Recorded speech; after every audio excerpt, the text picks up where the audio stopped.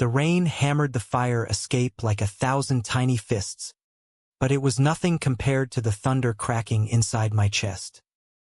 I burst through the apartment door, soaked to the bone, my keys clattering to the floor as I caught sight of him, Dylan, sprawled on the couch in nothing but boxers, a half-empty whiskey bottle dangling from his fingers, his eyes wild and unfocused like he'd been wrestling demons all night.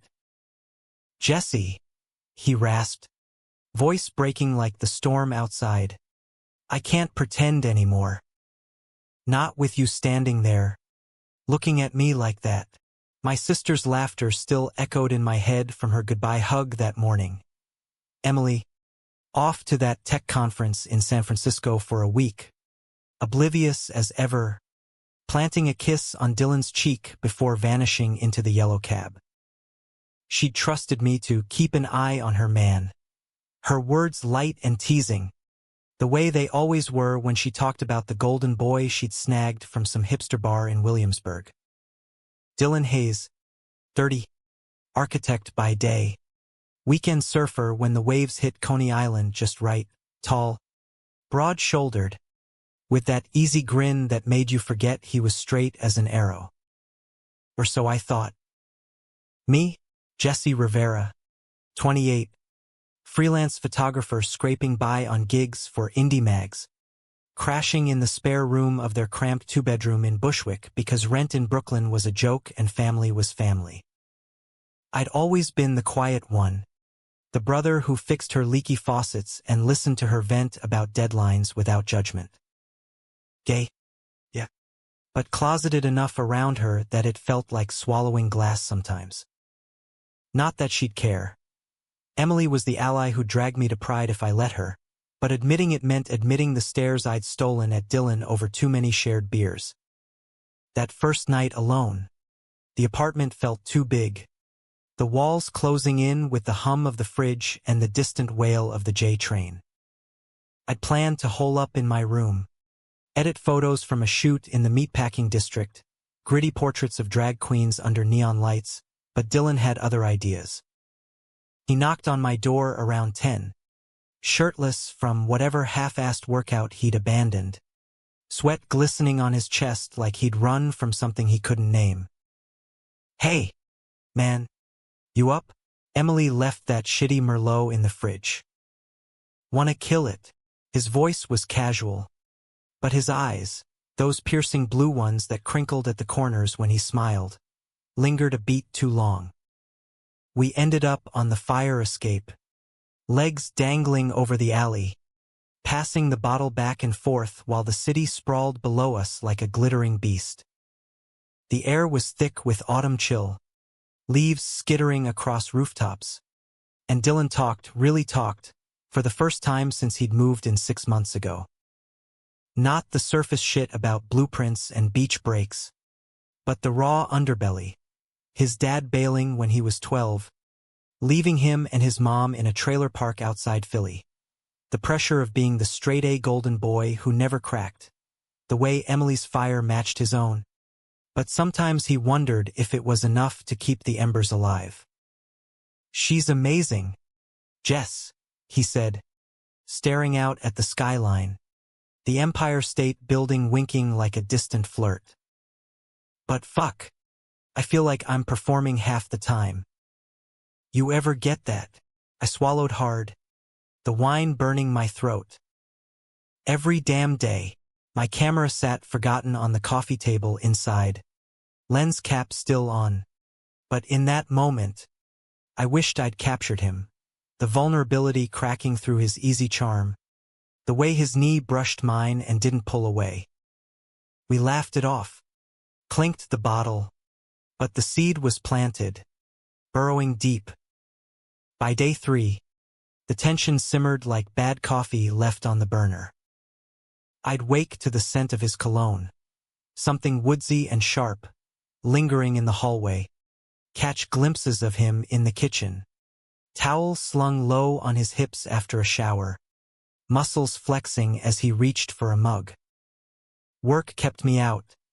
A dawn shoot in Prospect Park, leaves turning crimson under a hazy sun, models posing like ghosts in the fog. But home was the minefield. That afternoon, I got back early, arms loaded with takeout from the halal cart on Knickerbocker, greasy lamb over rice, extra white sauce, because comfort food was my armor. The door was ajar, music spilling out, some indie playlist Emily curated, all brooding guitars and whispered vocals. Dylan was in the living room, pacing like a caged wolf, phone pressed to his ear. "No, Mom, it's fine. Yeah, Emily's good." Busy as hell. He hadn't heard me. I froze in the doorway, water dripping from my hair onto the threshold, watching the way his free hand raked through his tousled blonde waves, frustration etching lines around his mouth. He ended the call with a curse, tossing the phone onto the couch. And that's when he saw me. "Shit, Jesse. Sneak up on a guy. Why don't you?" "Sorry," I muttered, setting the bags down, heart jackhammering. "Brought food. Figured you'd be starving after that site visit in Midtown." He worked on some high-rise downtown, glass towers piercing the clouds, a world away from my lens-flashing chaos. He crossed the room in 2 strides, closer than necessary, and for a split second, I thought he'd hug me. Gratitude, maybe, or just the exhaustion of pretending. Instead, he grabbed a fork, digging in like a man starved, but his eyes never left mine. "You're too good to me, man. Emily's lucky she has a brother like you." The words hung heavy, laced with something unspoken, and when his fingers brushed mine reaching for the hot sauce, electricity shot up my arm. I yanked back like I'd been burned. That night, the storm hit literal and otherwise. Thunder rattled the windows as I lay in bed, scrolling through my phone, trying to drown out the ache with cat videos and notifications from exes I'd ghosted. A knock, soft, hesitant. "Jess, you awake?" Dylan's voice, muffled through the door. "Yeah." "What's up?" I sat up, sheets pooling around my waist, the room lit only by the blue glow of my screen. He pushed in without waiting, wearing those same boxers, a blanket draped over his shoulders like a cape. "Can't sleep. Storm's got me wired." "Mind if I?" He gestured vaguely, and before I could process, he was on the edge of my bed, back against the headboard, knees drawn up. The mattress dipped under his weight, our thighs inches apart. We talked, whispered, really about nothing and everything. The time I got mugged in the village and laughed it off with a selfie. His first kiss, awkward and fumbling behind the bleachers in high school. The air thickened, charged, until he turned to me, face shadowed, and said, "You know, Emily talks about you like you're her hero.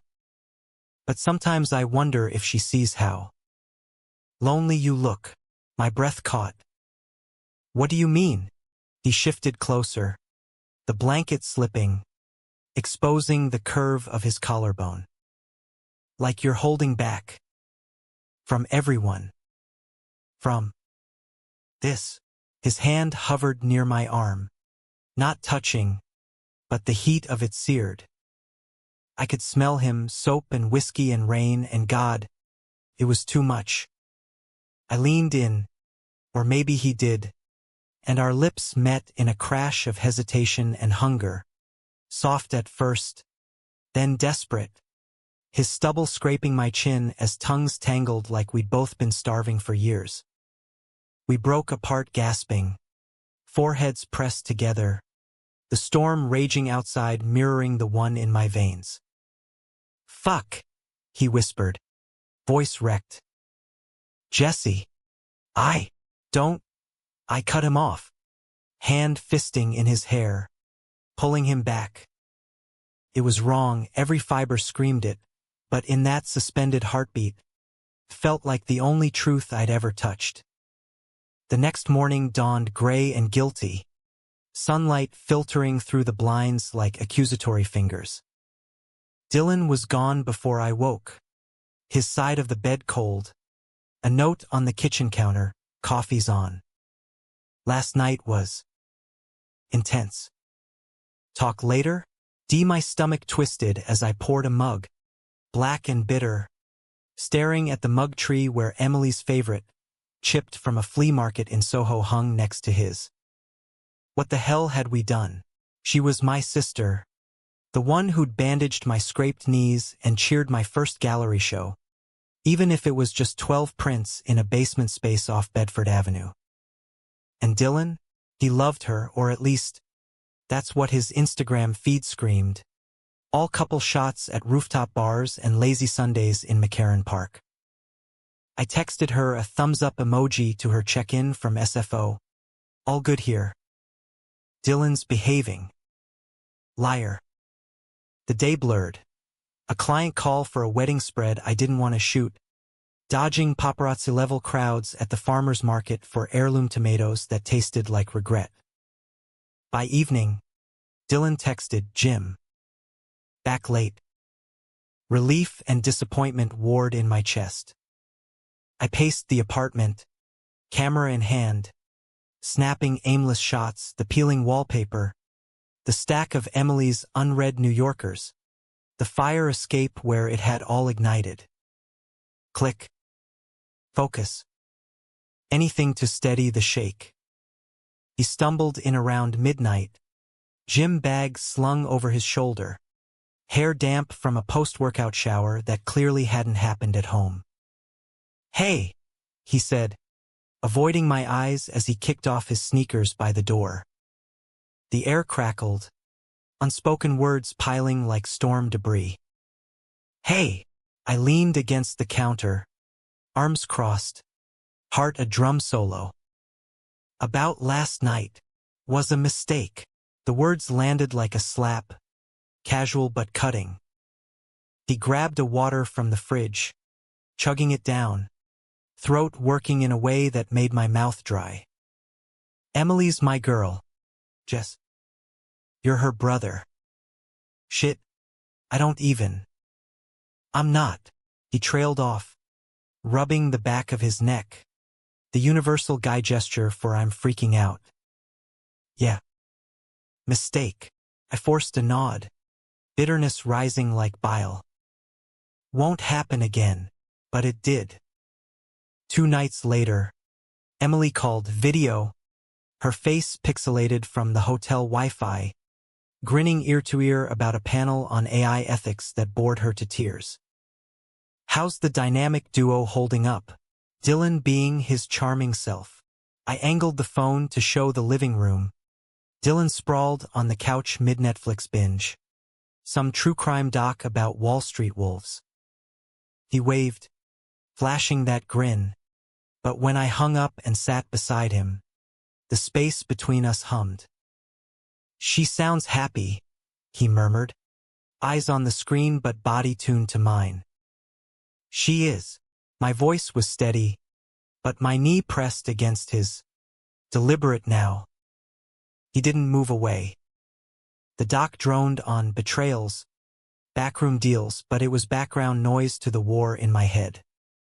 Halfway through, his hand found my thigh, tentative, then firm, thumb tracing circles that sent fire licking up my spine. Jessie, he breathed, turning to me, blue eyes dark with want. This is fucked up.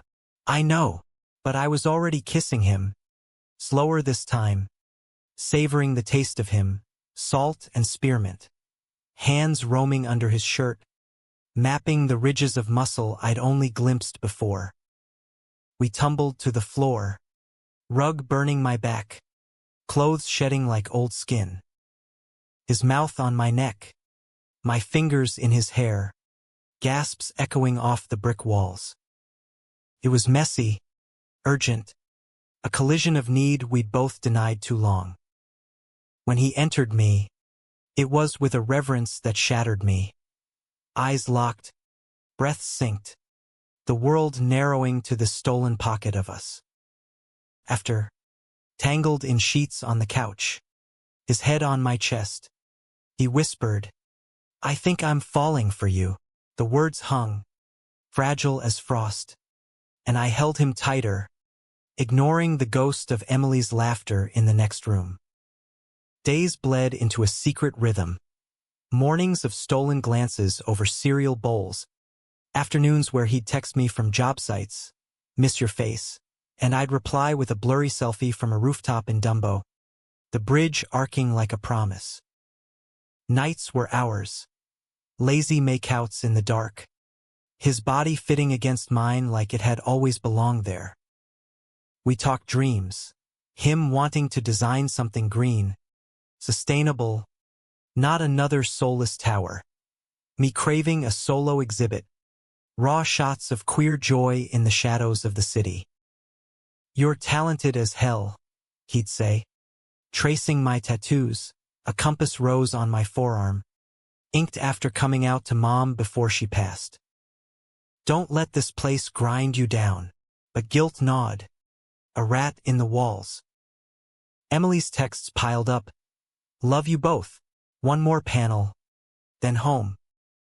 We'd respond in tandem, a choreographed lie, hearts pounding as we hit send. One evening, post-dinner, take-out pizza from that spot on Myrtle with the spicy honey drizzle. He pulled me into the bedroom, the one he shared with her, and made love to me slow, deliberate, like memorizing every inch.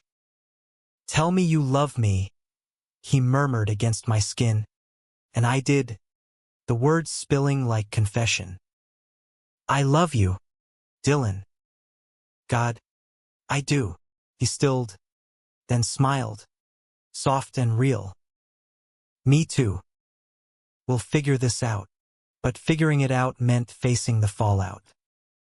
On the 6th night, Emily's flight landed early. Surprise, she texted, "Be home by 8, miss my boys." Panic hit like vertigo. Dylan and I scrambled. Sheets stripped, cologne aired out, my stuff back in the spare room like nothing had shifted. We stood in the kitchen, awkward as teenagers, until he cupped my face, kissing me fierce. "This isn't over," he vowed. "I choose you." 8 o'clock sharp. The door flew open, Emily bursting in with a rolling suitcase and arms full of airport swag. Tiny golden gate keychains, a sourdough starter kit.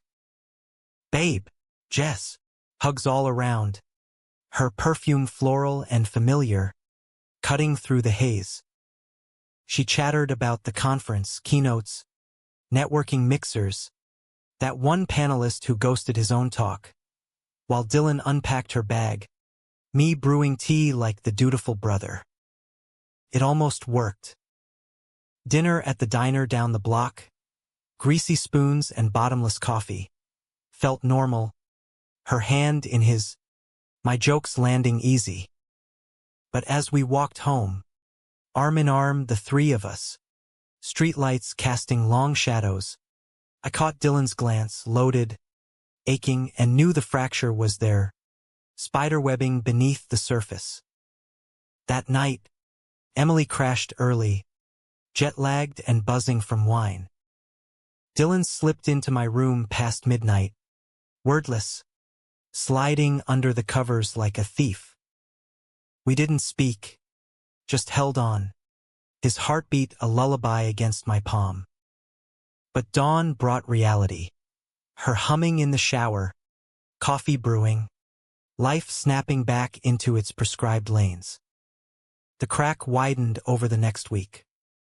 Emily noticed, subtle at first, the way Dylan's laughs came quicker with me, how our inside jokes from those stolen days lingered. "You two seem tight," she said one morning, eyebrow arched over her latte, half teasing, half probing. Dylan deflected with a kiss to her temple. I buried myself in a shoot schedule. But tension coiled, a spring ready to snap. Friday night, Emily out for girls' drinks in the East Village. Dylan cornered me in the hallway. "We need to tell her." His voice was steel, but his hands shook as they gripped my arms. "Tell her what?" "That her boyfriend's in love with her brother." The words tasted like ash. "She'll hate us both. Better than this lie." He pulled me close, lips brushing my ear. "I can't lose you, Jess." We argued, whispers turning sharp, accusations flying like shrapnel. "You pursued this," I hissed. "Kissed me first. Because I couldn't stop thinking about you." His face twisted, pain raw. "Every time she touches me, I see you. It's killing me." The door buzzed. Emily, home early, tipsy and triumphant from karaoke. We sprang apart, hearts slamming, but her eyes narrowed as she dropped her keys. "Everything okay?" Looked intense. "Fine," Dylan said too quick, forcing a smile. "Just debating takeout." She bought it, or pretended to, but the seed of doubt took root. Days later, at a housewarming for her coworker in Greenpoint, loft space with exposed beams and craft IPAs, she pulled me aside by the charcuterie board.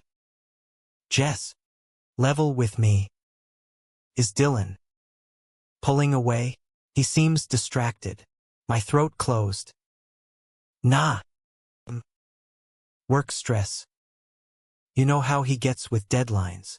She searched my face, sister intuition flaring. "And you? You're different too. Happier? Or is it just me?" Guilt clawed deeper. "Just gigs picking up. Promise." But promises break. The blow came midweek, unannounced. I'd come home from a late edit session in a cafe off Atlantic Avenue, laptop bag heavy, eyes burning from screens, to find them fighting in the living room. Voices raised, sharp as shattered glass. "You're hiding something, Dylan. Don't gaslight me." Emily's cheeks flushed, hands on hips, the picture of betrayed fire. "I'm not God." "It's nothing." But his eyes flicked to me in the doorway, and that was it, the tell. She turned, seeing me, and the pieces clicked. Horror dawned slow, then exploded. "Jesse, what the fuck is going on?" Dylan stepped forward, placating. "Babe, listen." "No." She whirled on him, then me, eyes wild. "You too?" While I was gone, my brother and my boyfriend. The room spun. I opened my mouth, but nothing came, no defense, no plea. Dylan tried. It wasn't planned. It just happened. "I love him, Emily." "I'm sorry." Her laugh was brittle, shattering. "Love? You love my fucking brother." She grabbed her coat, storming out, door slamming like Judgment Day. The silence after was deafening, rain pattering against the window like mocking applause. Dylan sank to the couch, head in hands. "I ruined everything." I knelt beside him, hand on his knee, tentative now. The magic soured. "We did. Together." She didn't come back that night. Texts went unread. Please talk. Call straight to voicemail. By morning, her stuff was half gone. Clothes yanked from drawers, books stacked by the door. Dylan paced, chain smoking on the fire escape, while I brewed coffee that neither of us touched. When she returned, it was midday, suitcase in tow, face a mask of resolve. "I'm staying with Sarah in Cobble Hill. Until I figure this out." Her voice was even, but eyes, red-rimmed, furious, betrayed the war inside. To Dylan, I trusted you.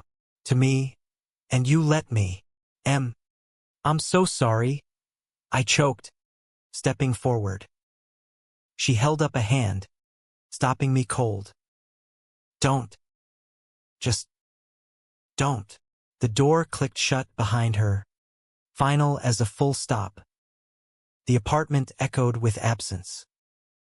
Dylan and I circled each other like wounded animals. Nights tangled in grief sex, days fractured by what-ifs. We should end it, he said one evening, staring at the skyline from the roof, city lights blurring through tears. For her, but ending it felt like carving out my lungs. No. We fight for this.